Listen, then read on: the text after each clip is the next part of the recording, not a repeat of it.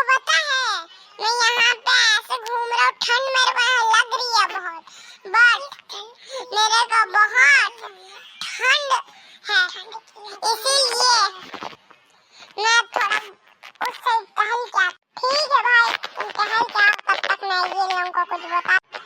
तुम टहलने के और मैं बताता हूँ कि लाइक एंड सब्सक्राइब करना दोनों एक साथ पॉसिबल नहीं है, करके देख सकते हैं।